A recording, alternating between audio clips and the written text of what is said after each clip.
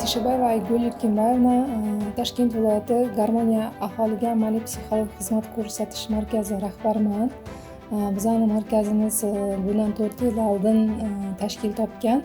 Toshkent viloyati hududida faoliyat olib boramiz. Oliy Majlis jamoat fondi tomonidan moliyalashtirilgan xotin-qizlar va bolalarga xavfsiz muhit yaratish, psixologik, ijtimoiy, huquqiy va iqtisodiy yordam nomli loyihamiz bor. Bu bizning tashkilotda 3-loyihasi. 15 ta ayollarni qo'llab-quvvatlashga, o'zlarining faoliyatini boshlashga qaratilgan. Biz asosan yoshlar daftarida turadigan ijtimoiy himoyaga muhtoj yoshlar bilan ishladik. O'shalardan 5 tasiga bugungi kunda loyiha doirasida kerakli narsalarni olib beramiz. Ular masalan bittasi repetitorlik bilan shug'ullanaman deydi, o'zi student.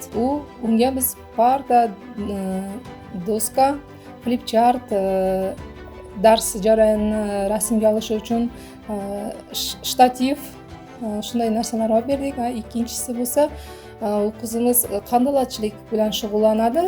Unga konditer pechi va muzlatgich olib berdik. Yuqori Chirchiq tumanida ham 5 ta ayol qizlarni qo'llab-quvvatladik. Ular 3 tasi o'zini tikuvchilik bilan o'zini o'zi band qildi. Oila va xotin-qizlar qo'mitasi bilan hamkorlikda amalga oshirdik. 3-tumanimiz Buka tumani. Buka tumanida 3 ta ayol, ularda ham qishloq joy, ko'rpa to'shak tikadigan ayollar, ularga biz mashinkalar olib berdik.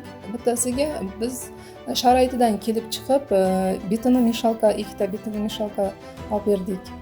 Chunki u ayolning ishlashga umuman imkoniyati yo'q. Chunki bitta emas, 2 ta emas, uni qaramog'ida 3 ta nogironligi bor. Uyda boshqa faoliyat bilan shug'ullanishga sharoiti yo'qligi sababli keyingi vaqtda o'shalarni arendaga berib, ro'zg'origa yordam qiladi. Bugungi kunda nodavlat nochor tashkilotlariga juda ham e'tibor qaratilgan, davlat siyosati darajasida desam ham xato bo'lmasa kerak. Oldinlari biz 12% ijtimoiy soliq, 12% daromad solig'ini to'laydigan bo'lsak, bugun bu loyihada biz prezident farmonida ko'rsatilgan imtiyozlardan foydalanib 6% daromad solig'i, 6% ijtimoiy soliq to'ladik.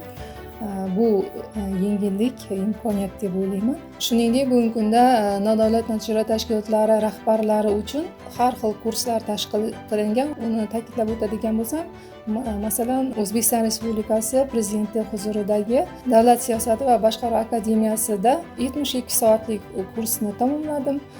Bu ham nodavlat nochor tashkilotlari uchun juda ham katta imkoniyat.